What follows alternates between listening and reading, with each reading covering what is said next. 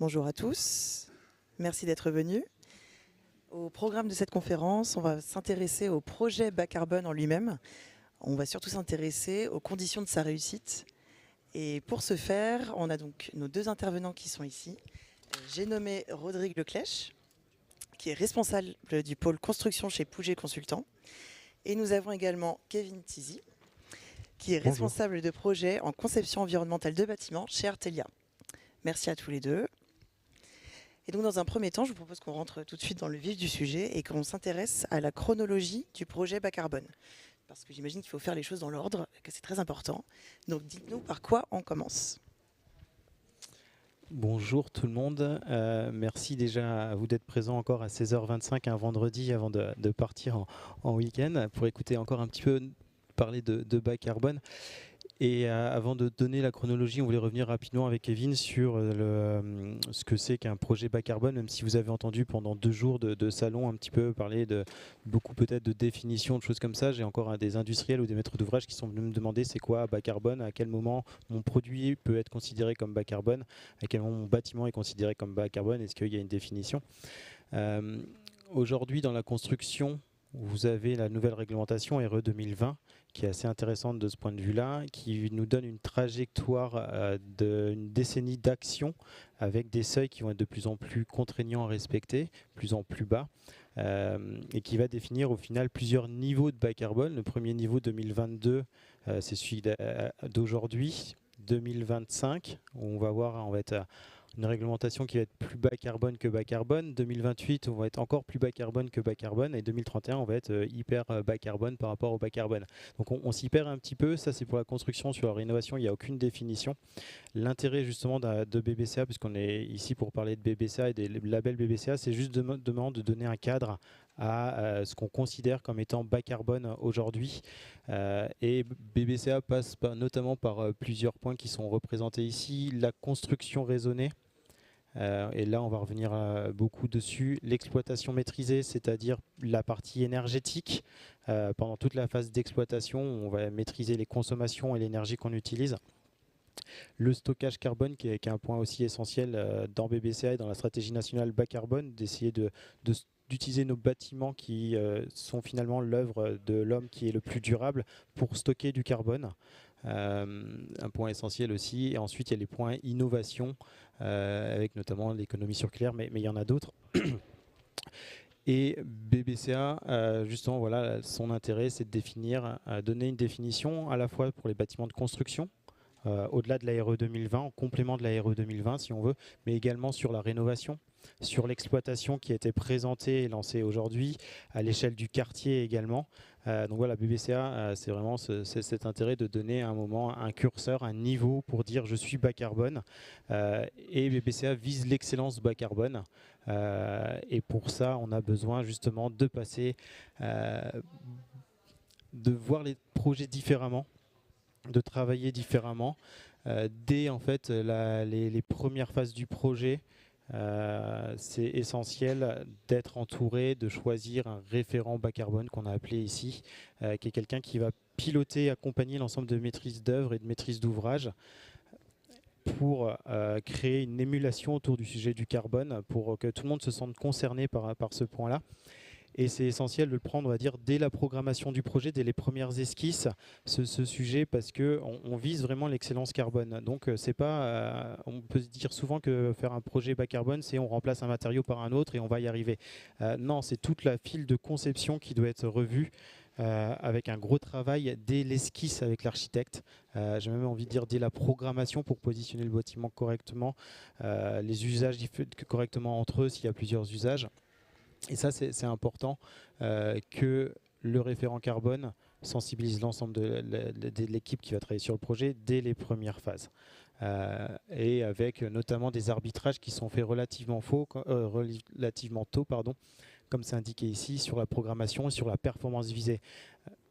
aujourd'hui, peut-être que tous les projets, tous les terrains ne sont pas compatibles, toutes les programmations ne sont pas forcément compatibles avec un projet BBCA parce que c'est très exigeant, ou alors ça va relever soit de coûts d'investissement plus importants, soit de façon de faire qui n'est pas forcément adaptée à la maîtrise d'ouvrage. Et ça, il faut en être conscient tout de suite. C'est pour ça qu'il faut vraiment se projeter dans un projet BBCA dès la programmation pour donner vraiment vérifier que la performance est bien atteignable. Et après, effectivement, on va rentrer dans une phase de projet où là, il y aura des études à mener avec le plus tôt possible et dès les phases PC, la conception bioclimatique pour justement maîtriser la partie exploitation ensuite, cette conception bioclimatique qui va permettre d'avoir une sobriété énergétique des bâtiments. On va arrêter très tôt aussi le choix des systèmes énergétiques, bien avant la phase PC, pour s'assurer justement là aussi qu'on va émettre peu de carbone pendant les décennies d'exploitation qu'il y aura ensuite. Et enfin, le choix des modes constructifs qui doit être fait également le plus tôt possible. Et ensuite, au final, sur la phase APD, DCE, on va plutôt faire du suivi, accompagner l'équipe d'architectes sur le bon choix des produits qu'ils veulent mettre plutôt en façade ou en seconde œuvre. On est plus sur des arbitrages un petit peu autour des corps d'état secondaires.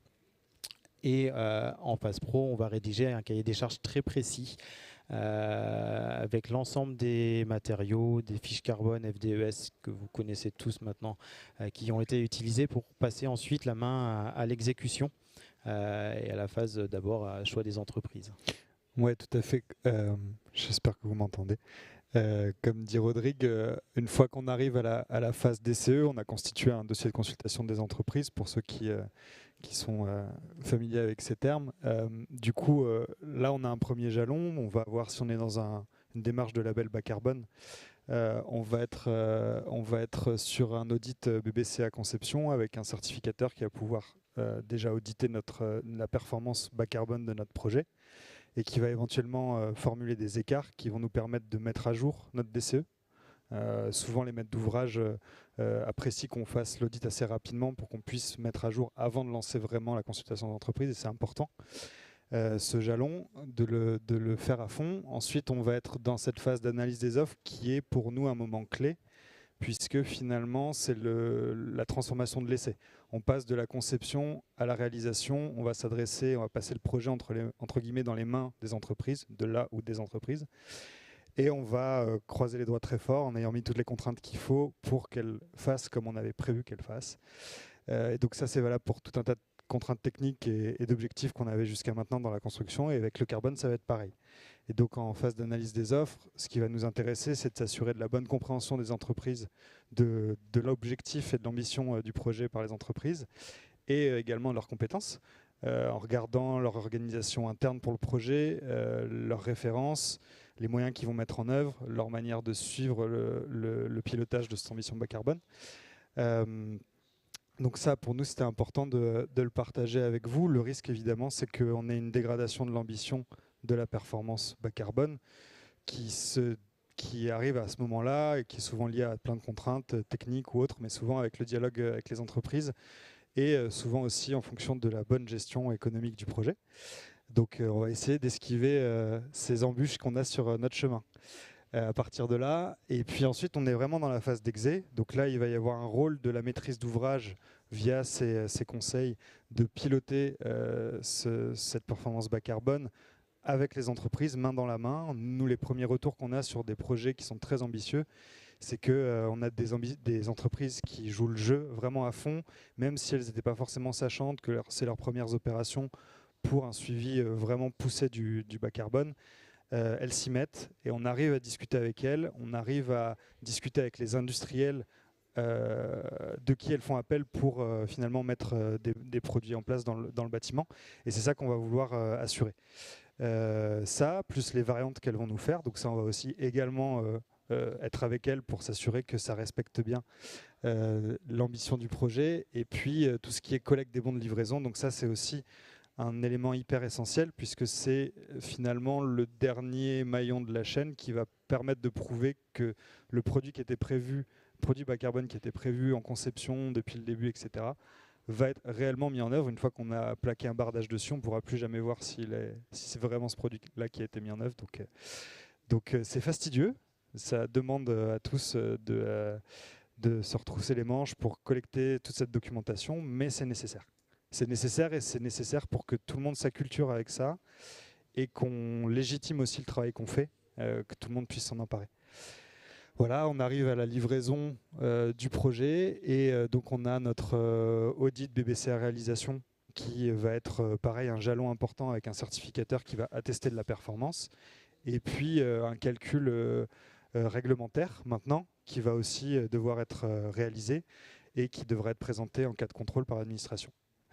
Et là, on ne le voit pas sur la frise, mais évidemment, derrière, on peut passer sur un monitoring de l'empreinte carbone du projet en exploitation, avec ses travaux et la vie du bâtiment. Et ça a été présenté avec le label BBC Exploitation plus tôt dans l'après-midi. Mais donc, c'est la suite de la chronologie d'un projet, on va dire.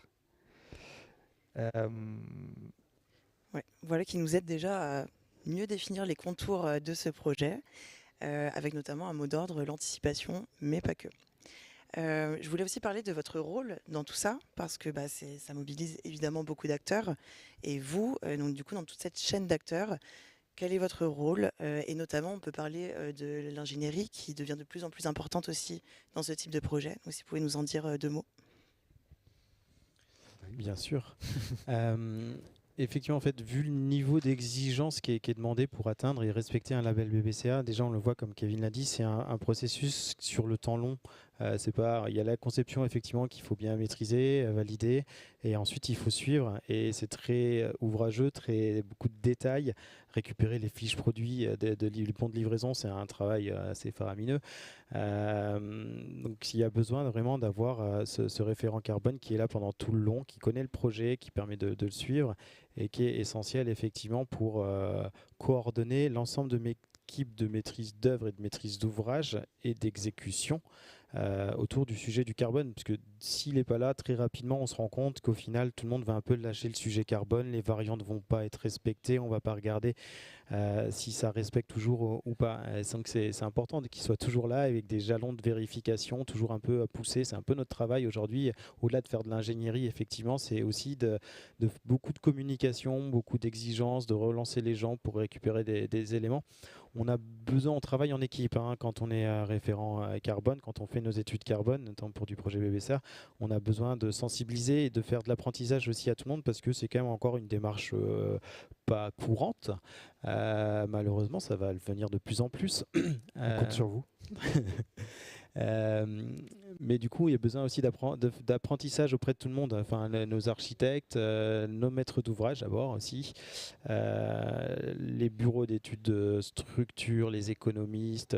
Et on a besoin de récupérer de leur part aussi souvent. On a besoin de récupérer des éléments plus tôt que sur un projet classique. Ce qui fait qu'on on avance les études un petit peu. Ça, Kevin va y revenir un petit peu dessus après.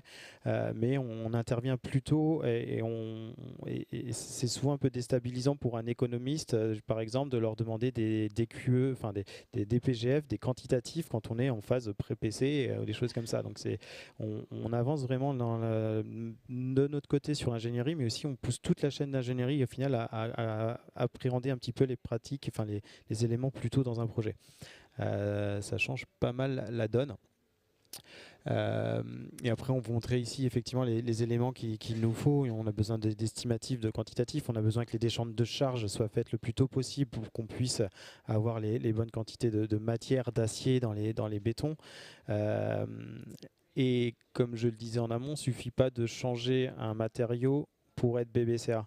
En gros, si on peut résumer, il ne faut pas passer au bois par rapport à un béton pour être BBCA. Parce qu'on est tout juste sur tous nos projets, on est à quelques kilos près, et en fait, si on n'est pas bien conçu tout de suite par rapport aux produits qu'on va utiliser, parce que je ne dis pas qu'il faut utiliser forcément du bois, on va surdimensionner certaines parties parce qu'on a des porte-à-faux trop importants ou des descentes de charge qui ne se font pas bien. Et en fait, tous les petits éléments sont importants. Et ce qui nécessite justement donc, beaucoup d'ingénierie en amont. Peut-être juste pour compléter aussi ce que tu disais, dans le cas de solutions innovantes qui peuvent être proposées en conception, il y a des acteurs du projet qui vont être importants à associer aussi, qui ne sont peut-être pas forcément associés de manière courante aussitôt dans le projet. Donc par exemple les bureaux de contrôle ou des assureurs aussi, si on est sur des leviers d'action bas carbone type réemploi, à les mettre dans les discussions, pas hésiter à les solliciter tôt dans les projets pour accompagner au mieux les démarches qui sont dans le projet, pas découvrir ça en fin de conception avec des blocages qui n'auraient pas été, qui auraient pu être mieux compris et désamorcés plus tôt. Voilà, c'était un petit complément.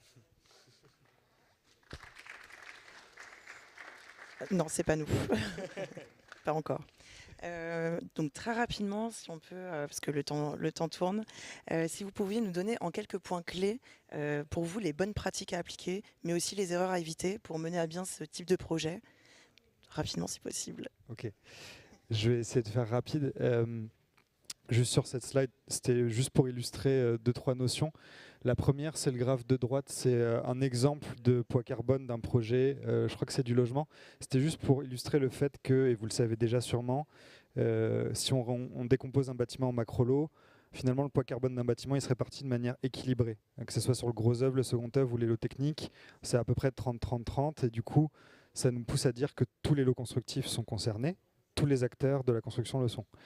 Que ce soit les CVCistes, voilà, les bétonneux, tout le monde est concerné. Et le graphe de gauche, et c'est même un peu par rapport à ce que disait Rodrigue, c'est pour dire que le premier écueil et le plus important écueil qu'on peut avoir sur un projet, c'est de se préoccuper du carbone trop tard dans la conception. Le risque à ça, c'est que du coup, on va chercher à rattraper le tir. Et donc, on va demander des études complémentaires qui vont représenter un surcoût pour le maître d'ouvrage, évidemment. Et surtout, on va avoir des choix programmatiques et de conception architecturale qui auront été figés, sur lesquels on ne pourra plus revenir à moins de mettre tout à la corbeille et de recommencer un projet. Et donc, c'est vraiment le cas qu'on veut éviter au plus possible. Celui qui coûte le moins cher, c'est évidemment celui qui est pris en amont, en programmation, puisqu'en termes de surcoût d'études, on est sur voilà, peut-être un petit peu plus de temps d'études. Et ça, aujourd'hui, dans nos projets qui vont très très vite, c'est une donnée à remettre au goût du jour dans la tête de tout le monde, c'est qu'il faut prendre le temps de réfléchir pour concevoir un bâtiment bas carbone. Mais aussi, voilà, c'est à ce moment-là qu'on a le plus de marge de manœuvre quand on va pouvoir encore changer la forme d'un bâtiment ou choisir ses vecteurs énergétiques. Donc voilà, systématiser la mesure carbone le plus en amont possible et avoir une approche en analyse coût carbone. C'est quelque chose qui était important et je vais essayer de passer vite là-dessus. Là, du coup, on est en exé et donc on parlait de maîtriser le coût et l'empreinte carbone en conception. Là, on parle plus de ça en exé. C'est des choses qu'on a déjà dites avant, mais qu'on voulait. C'est des exemples, hein, c'est pas une liste exhaustive, mais ça peut vous donner, peut vous inspirer, on espère en tout cas. Et puis n'hésitez pas à nous dire si vous avez d'autres idées. Donc, comme le disait Rodrigue, c'est ficeler un DCE qui prend en compte des CCTP, qui fichent des produits, ou en tout cas qui les prescrivent et qui restreignent vers des choix de produits bas carbone. En tout cas, essayer d'orienter au maximum. On peut laisser une marge de manœuvre, mais il faut expliquer comment. Et donc, du coup, avoir forcément des données carbone associées à ces produits, c'est quelque chose d'obligatoire. Si elles ne sont pas faites quand vous êtes en exé, il faut aller chercher vos fabricants pour qu'ils réalisent leur FDES et que votre maître d'ouvrage soit conscient avec sa maîtrise d'œuvre d'exé, que ça prend du temps. Faire une FDES, c'est au moins 3 mois avec un dépôt sur INIES, parce qu'aujourd'hui, quand on fait un calcul qui soit BBCA ou RE 2020, on ne peut utiliser une donnée carbone que si elle est sur la base de données nationales, INIES. Il n'y a pas d'autre choix, on ne peut pas utiliser une donnée volontaire, déclarative d'un fabricant. Fixer un seuil global dans votre DCE et des seuils par lot. C'est la manière que vous avez aussi d'être dans l'incitation auprès de vos entreprises, c'est qu'elles vont s'emparer du sujet avec ce seuil à respecter. On a vu en ACT, donc sans s'assurer de la compétence des entreprises, vous pouvez aussi imaginer des clauses contractuelles avec elles, avec une rémunération qui est indexée en fonction de la réussite, de l'atteinte des objectifs et de seuils. Et donc, comme je disais, les données environnementales, c'est un vrai sujet. En exé, pas hésiter à faire tout de suite des rétro-planning de l'obtention de vos données environnementales, parce qu'à la fin, en audit BBCA réalisation comme en calcul final RE 2020, quand vous devez présenter votre calcul, il faut avoir la donnée disponible dans INIES. Et pour ça, il faut avoir anticipé les temps avant de réalisation, si elles n'ont pas été réalisées, etc. Voilà les quelques messages qu'on voulait faire passer. Juste pour vous dire que voilà, un petit message d'encouragement, c'est que ça se fait, les entreprises sont volontaires, donc pas avoir peur de ça. Eh bien, on va illustrer tout ça par l'exemple pour mieux se rendre compte justement de toutes ces bonnes pratiques dont vous avez pu nous parler. Donc, vous avez 2 retours d'expérience. Je ne sais pas si on aura le temps de faire les 2. Il nous reste 10 minutes. On voulait garder un petit temps pour les questions-réponses aussi à la fin. Donc, je vous laisse vous lancer peut-être sur le résidentiel pour commencer, à Paris. Alors ici, on vous présente une opération de plus de 200 logements dans le 20e arrondissement qui est du logement social maîtrisé par Elogiciemp. C'est une rénovation énergétique et BBCA a bien un label BBCA Rénovation pour encadrer la performance carbone d'une opération de réno. Donc des bâtiments qui datent à peu près des années 90. La classe DPE, c'était un bâtiment qui était classé D, comme on le voit sur la slide d'après. Et en réno, notamment, le premier sujet qu'il faut travailler pour faire du bas carbone, c'est la partie exploitation. Très clairement, le niveau de consommation d'un bâtiment existant et souvent son énergie, très souvent du fossile. Ça dépend un peu des années, des époques et des localisations, mais on est souvent sur des énergies fossiles et un bâtiment qui consomme beaucoup. Donc un levier essentiel et très fort de réduction des émissions carbone, c'est de diminuer les bâtiments, donc de les faire consommer moins. Et là, BBCA, par exemple, c'est adossé à un label BBC Effinergie, qui est introduit notamment pour les énergies fossiles. Donc ça permet de réduire de façon importante les consommations. C'est vraiment le premier levier en réno, c'est les consommations. Et après, malgré tout, il ne faut pas faire n'importe quoi sur les matériaux qu'on va mettre en œuvre. Ça, c'est la deuxième partie sur sur les matériaux raisonnés, conception raisonnée, construction raisonnée. Alors c'est la rénovation raisonnée si on veut. Mais vous voyez ici notamment sur les étiquettes, la rénovation énergétique fait que par exemple ce bâtiment on passe de 213 à 73 kWh, donc on divise par 3 les consommations. Là on était resté sur le même système énergétique, donc sur le même contenu CO2 puisqu'on était raccroché au CPCU, raccordé au CPCU. Mais c'est vraiment un point essentiel. Et on utilise aussi un petit peu de stockage carbone sur cette opération avec notamment les menuiseries et le revêtement de sol. On est en rénovation, donc on ne peut pas attaquer trop la structure. Et c'est l'intérêt de la rénovation, c'est justement de garder la structure, de ne pas démolir et de reconstruire. Donc on fait déjà une économie très importante sur la rénovation quand on fait de la réno de base. Mais du coup, on a moins ce levier de stockage carbone, mais on l'utilise au maximum dans les éléments plutôt de seconde œuvre. On a 2-3 minutes peut-être pour parler d'une construction dans le tertiaire cette fois-ci. Oui, donc Rodrigue a parlé de la rénovation. Là, je vais parler de la construction neuve, à savoir que ce qu'on voit nous aussi comme bureau d'études, c'est qu'il y a de plus en plus de rénovations de bureaux, en tout cas en Île-de-France, mais aussi en région, je pense, qui deviennent une priorité pour les maîtres d'ouvrage. Donc voilà, là, on illustre avec un bâtiment neuf, mais à savoir que c'est aussi quelque chose qui est en marche. Là, c'est une opération de 15 000 m² de bureaux en Île-de-France, un R+5 avec un niveau de sous-sol et un restaurant d'entreprise. Les principales solutions bas carbone qui ont été mises en œuvre sur ce projet, la première, et pas des moindres, c'est la superstructure bois CLT qui a été choisie comme levier d'action bas carbone, et ça très tôt dans le projet, et c'était une conviction aussi du maître d'ouvrage d'aller là-dessus. On a les noyaux qui sont conservés en béton parce que aujourd'hui on ne sait pas faire autrement encore, avec un taux d'incorporation de béton bas carbone. Le projet est encore en conception, on est en fin de conception, mais donc les études sont encore en cours, mais on essaie d'incorporer le plus possible de béton bas carbone pour réduire aussi le poids carbone de ces noyaux qui sont des invariants. Un travail aussi avec les industriels sur les produits de façade. Donc là, on est sur des murs rideaux avec des murs rideaux en alu qui incorporent une grosse partie de recyclé et qu'on va essayer de valoriser le plus possible. Avec ça, on revient sur le sujet de la donnée environnementale. Je ne sais pas si certains ont suivi la conférence de Julien de Normandie ce midi, mais il signalait que c'était pour lui un élément clé. Et en fait, ça l'est aussi. Au-delà du choix des matériaux, des choix programmatiques, il y a aussi bien valoriser les produits. Donc ça reste un enjeu avec les industriels aujourd'hui. Donc là, on a un choix de produit qui est intéressant, avec des barres d'âge zinc. Donc là, c'est pareil, c'est des choix de matériaux qui ont été faits avec une évaluation comparative des différents produits de façade qu'il y avait. Et on a opté avec les BET vers ces types de produits et qui permettent de réduire le poids carbone par rapport à d'autres produits. En seconde œuvre, on est sur des plafonds bois apparents et également du réemploi et des peintures biosourcées. Et en système, on est sur une PAC réversible RO et des ventiloconvecteurs 4 tubes qui vont permettre d'avoir une efficacité énergétique et donc en corrélé un poids carbone de l'exploitation plus faible. En RT12, parce que le PC avait été déposé en RT12 encore, on a des performances d'enveloppe qui sont très intéressantes et qui laissent présager de bonnes choses pour une conversion en RE 2020 si on devait faire l'exercice. Et donc on est en BBCA excellent.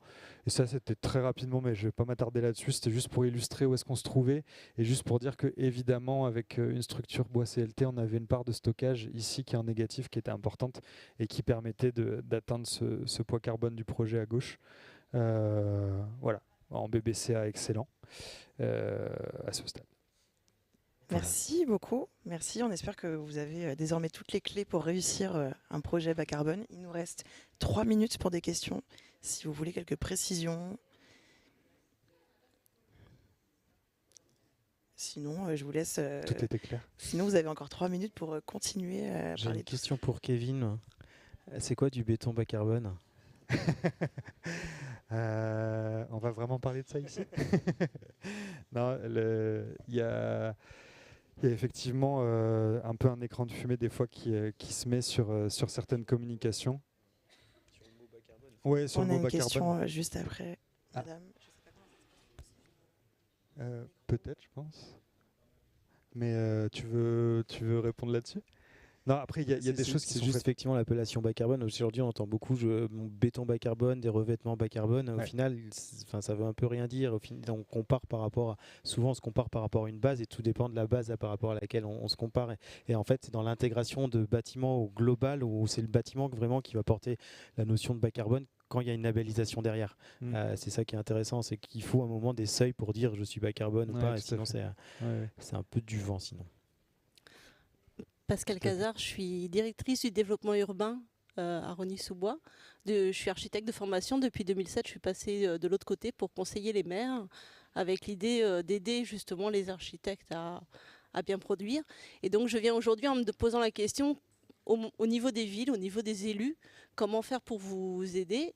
Et je retiens par exemple que quand on arrive vers nous avec un projet très beau, finalement, avec déjà tous les matériaux, des promesses constructives. En fait, il faut surtout arrêter cette façon d'appréhender au tout début les projets, parce que finalement, ça vous handicape, vous, dans votre production. Déjà, je retiens ça.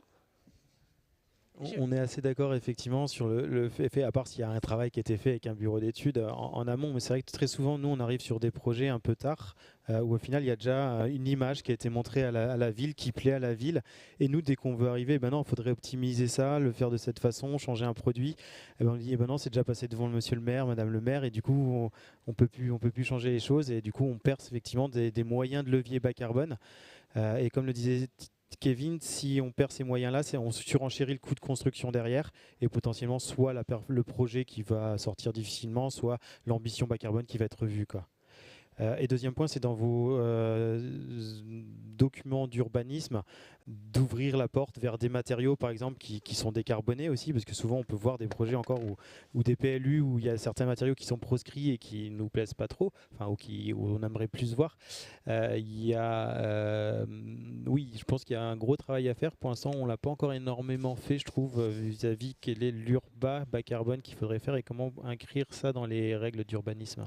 Juste pour compléter rapidement, il y a un vrai lien à faire et effectivement ça affiche beaucoup de choses sur un projet quand il y a les discussions ou que le PLU ou le règlement de ZAC impose certaines choses et contraintes, et du coup le lien amont à faire entre nous on arrive, comme disait Rodrigue, en esquisse et le projet, les grandes masses, les grandes lignes sont déjà figées. Du coup, ce lien-là, il est important. Peut-être que côté élus et villes et documents d'urbanisme, règlement de consultation, il peut y avoir des exigences de réaliser une première estimation carbone qui est associée à une image qui va plaire aux élus, etc. Et voilà, ça peut être des pistes aussi comme ça, que ça soit saisi par le pouvoir public. On ne nous arrête pas, donc il y a encore une question.